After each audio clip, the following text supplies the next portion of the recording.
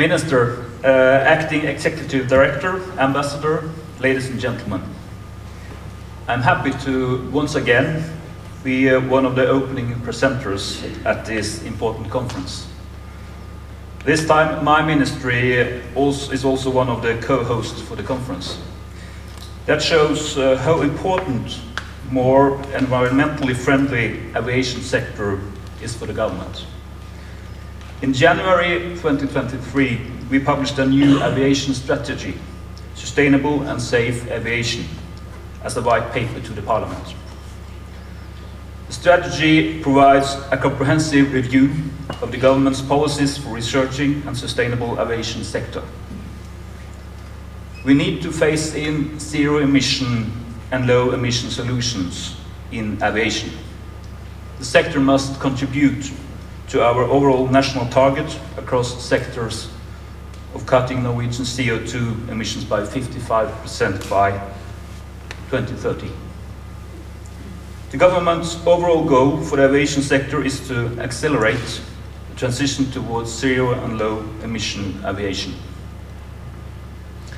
We want to see the first commercial zero emission aircraft introduced in Norway as soon as technology allows it. Norway is probably one of the countries that are most dependent on air transport in Europe, both domestic and international transport. There are several reasons for this. There are extensive distances in Norway, the topography is challenging, and in many parts of the country the population is sparse.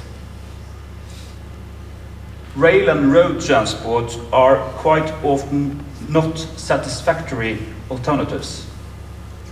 Air transport is therefore crucial to ensure that all parts of the country have access to health service, education, and other public services. Flying also means efficient businesses and private travel, as well as opportunities for tourism. Therefore, geographical sustainability is also one of the main objectives of our aviation strategy. Regional air transport plays a significant role in this context. It is our goal to make air transport as environmentally friendly as possible. At the same time, we need the available and reliable connectivity that air transport provides. We have a population which are dependent on well-functioning air transport. With 47 airports open to commercial traffic and with relatively short flight distances, we believe that Norway is especially suitable for the development and the use of zero and low emission aircraft. Other concrete measures from our new national aviation strategy includes support for the Green Aviation Program, introducing zero and low emission aircraft on the public service obligation routes in the future procurements, possible use of development contracts for suitable routes in Norway. And the reason why we look at public procurements as a tool is the technology development we have seen in the past, for example, in the maritime sector in Norway.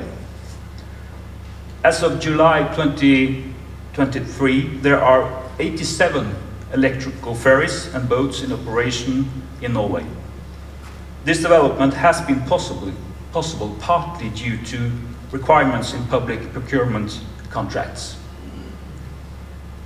The government sees that procurements may be used as efficient tools for phasing in new technology in aviation.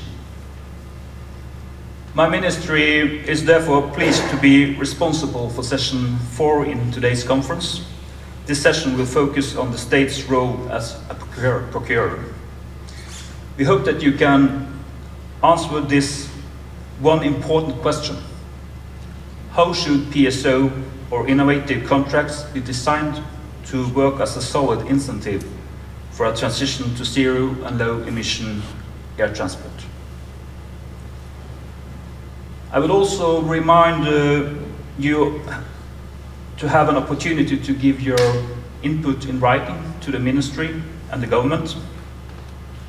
Earlier this year, the ministry published a public consultation, and through this we would like to obtain views and assessment on how the authorities can contribute to the early phase in zero and low emission solutions in the regional aviation. The deadline for this consultation is on September 29th, and we hope to gain more knowledge through this process and hope to accelerate the transition we are all seeking.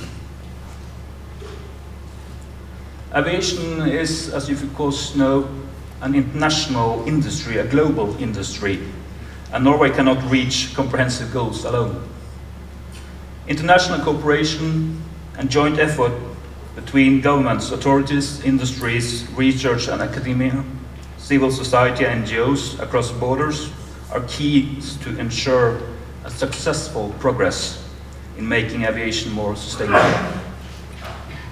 Norway has a close cooperation with the European Union in the context of the agreement of the European Economic Area.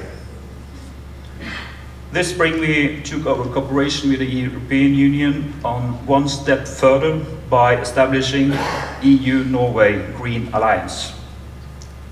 The agreement was signed on the 24th of April this year by Prime Minister in Norway and the President of the European Commission.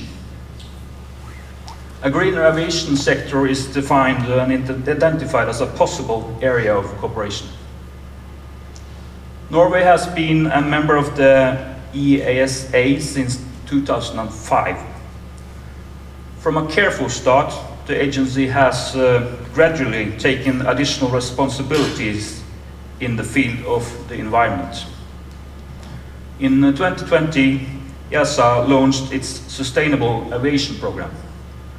From the Norwegian Ministry of Transport, we are very pleased by this development and the close cooperation of making aviation more environmentally friendly and sustainable between EASA and our National Civil Aviation Authority.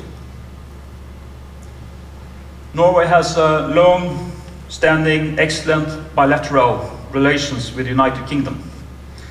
In the field of aviation, we have had extensive cooperation regarding offshore helicopters, flights in the North Sea. Today, the transition to greener aviation is also high on the political agenda in both countries. The contribution of the UK was instrumental in the effort to unite all 193 member states in the International Civil Aviation Organization behind a long-term aspirational goal. The goal, which was adopted last year, was net zero CO2 emissions in the international aviation by 2050. The UK initiative, International Aviation Climate Ambition Coalition, continues to be a driving force for further global action to reduce emission from the global aviation sector. I also believe that the Nordic region can join hands in promoting regional aviation. I'm pleased to see so many participants from the other Nordic states here today, both as presenters and as members of the audience. Finally, I would like to highlight that we want broad coalitions with other states, the industry, and other affected parties. Because we have no choice, the aviation sector must be decarbonized. I'm confident that together we can make important steps towards a greener and more sustainable aviation industry. So many thanks for your attention. I wish you an interesting day at the ZERAC conference. Thank you very much.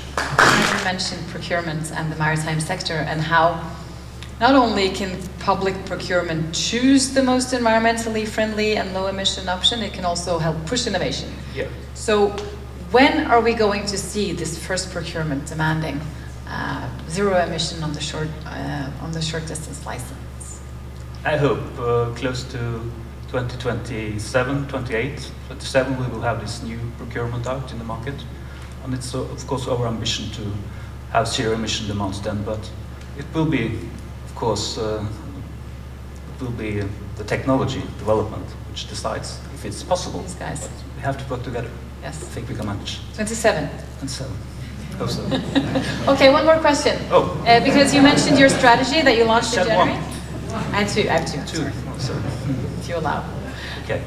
The strategy that was launched in January also mentioned the research center for the aviation sector. And I know there's a budget coming in a few weeks. Can you say anything about the outlooks for that center? Nothing at all.